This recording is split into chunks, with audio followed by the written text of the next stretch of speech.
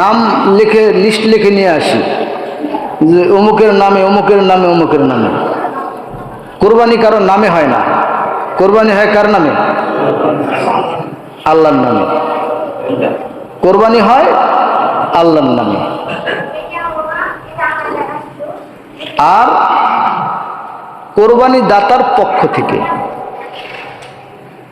আল্লাহর নামে কোরবানি দাতার পক্ষ থেকে।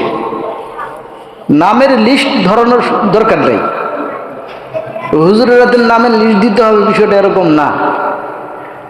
এর মধ্যে কয়জন শরীক আছে আল্লাহ জানে না? একটা গরুতে কয়জন অংশ নিছে আল্লাহ জানে না? আপনারা মনে মনে নিয়ত করলেই হবে।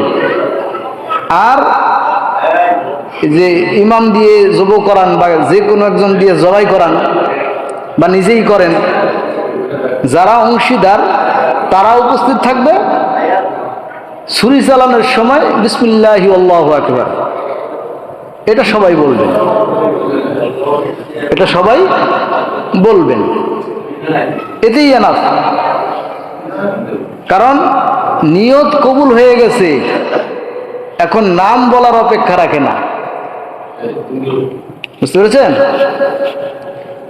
এই জন্য ওই নামের লিস্ট ধরানোর দরকার নেই। এটা একটা বাড়তি প্রথা, ঠিক আছে?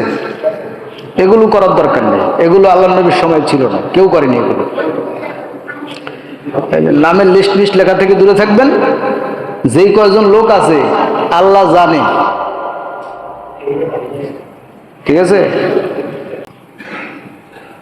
পশুটা যখন জবাই হয়ে যাবে তখন আপনি নিজেও বললেন আল্লাহুম্মা তাকাব্বাল মিন্নি, এতটুকু বললেই হবে। আল্লাহুম্মা তাকাব্বাল মিন্নি, হে আল্লাহ আমার পক্ষ থেকে এটাকে কবুল করো।